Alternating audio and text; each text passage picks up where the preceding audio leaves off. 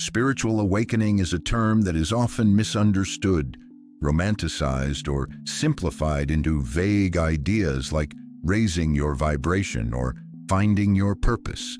In reality, it is neither glamorous nor instantly blissful. It is a process, a disruptive, deeply personal transformation where a person's way of perceiving life fundamentally changes. To understand what a spiritual awakening truly is, we need to begin with what most people operate from: conditioning. From the time we are born, we are conditioned by our environments.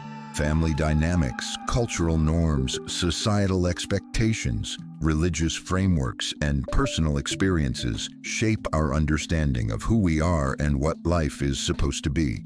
These patterns become deeply embedded in our behavior, thoughts, and emotional responses. We build identities around roles like parent, professional, caretaker, achiever, victim, or rebel. These identities are not inherently bad, but they are often unconscious. A spiritual awakening begins when these automatic identities start to break down. The first noticeable shift is often disillusionment. What once gave a sense of meaning, success, approval, productivity, appearance, begins to feel hollow. This is sometimes triggered by a life crisis, the loss of a loved one, a health scare, trauma, burnout, or deep emotional pain. But it can also happen spontaneously, often after periods of internal questioning or prolonged dissatisfaction. What makes spiritual awakening different from a purely psychological crisis is the emergence of a deeper sense of awareness beneath the breakdown.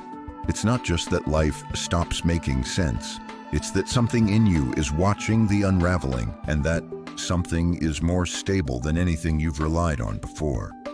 This shift in consciousness is not easy to explain because it is not a thought or belief. It is a perceptual shift. You begin to experience yourself not just as your mind or emotions, but as the observer of them. You realize you are not your thoughts. You have thoughts. You are not your pain. You experience pain. This realization is not intellectual. It is often abrupt and disruptive. The ego, the collection of thoughts and roles that you previously identified with, loses its grip. This is sometimes referred to as ego death, though that phrase can be misleading. The ego does not actually die, but its control over your sense of self diminishes. During this phase, many people experience what has been described in psychology as depersonalization or derealization. The world may feel less solid. Relationships may feel distant or inauthentic. You may feel like you're watching yourself move through life without a clear sense of who you are. This is not a sign of psychosis. It is a common transitional state when old identity structures are dissolving and a more authentic sense of self has not yet stabilized. Another common experience during spiritual awakening is increased emotional sensitivity. This is not a flaw, it is a recalibration, when the mind is no longer suppressing emotion to maintain an identity or social role. Repressed grief, anger, shame, or fear can come to the surface. Many people are surprised to find themselves crying for no obvious reason or feeling overwhelmed by emotions they thought they had moved past. This is not regression. It is part of the healing process. The nervous system is trying to regulate itself in a new way without the old psychological defense mechanisms. Neuroscience has begun to explore what happens in the brain during states of expanded awareness. Research on mindfulness, psychedelics, and deep meditation shows changes in the default mode network, a brain network associated with self-referential thinking. During awakening experiences, activity in this network often quiets down, allowing people to experience a sense of being that is not tied to personal history or narrative.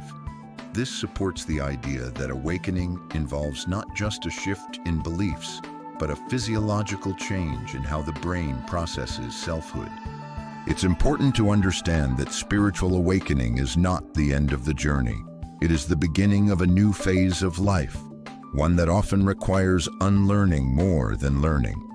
People in the midst of awakening may feel lost because they no longer fit into their previous lives, yet they don't know where they're going.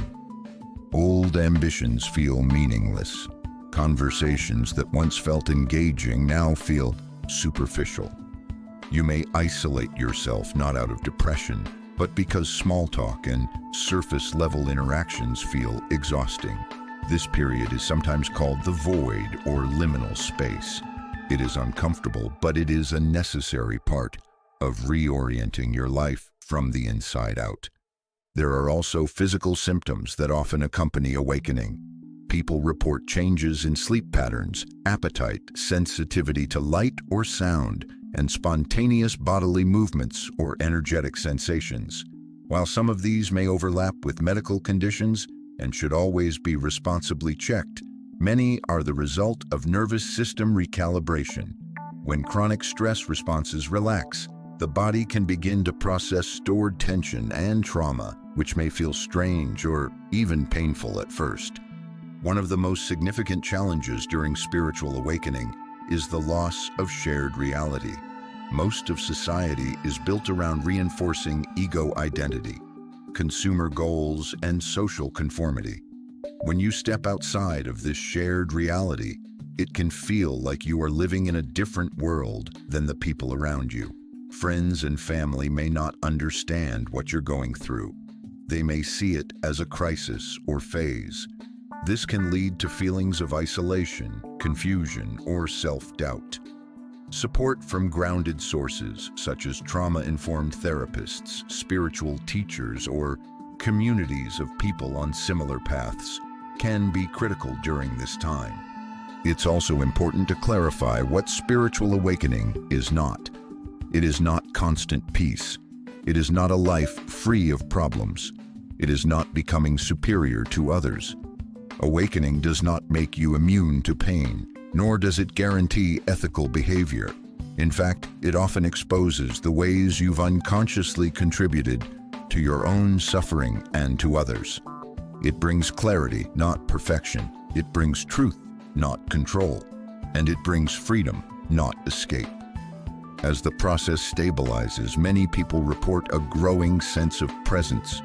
You begin to feel life more directly, without the interference of constant mental commentary. You might find joy in very simple things: sunlight on a wall, the sound of leaves, the warmth of your breath. Your sense of meaning shifts from achievement to authenticity.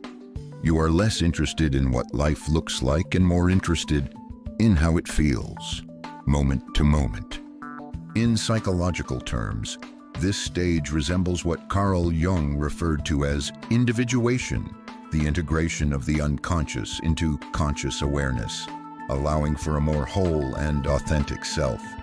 In spiritual language, this is the return to essence, the realization that you are not separate from life, from others, or from the intelligence that animates existence. A spiritual awakening does not make you more special. It does not mean you have reached a final state of evolution. It simply means that you are beginning to live from a place of greater awareness and honesty. The path forward is not about becoming someone else. It is about becoming who you are, without pretense, without fear, and without needing to prove anything. If you're in this process now, know that confusion is normal. Emotional intensity is normal. Feeling like you're falling apart is often a sign that the structures you built for survival are no longer needed for your growth. What comes next is not about adding more. It's about letting go of what you no longer need, so that something deeper, quieter, and more real can emerge. Spiritual awakening is not the end of suffering. It is the end of illusion, and from that clarity, suffering begins to unravel on its own. This is not a path you choose. It is a path that calls you when it's time. And if you're still listening, it may already have begun. If you want more grounded truths about manifestation, personal transformation, and the deeper layers of human potential, follow us at the Soul Vault Chronicles. We speak to the parts of you that know there's more and are ready to live from it.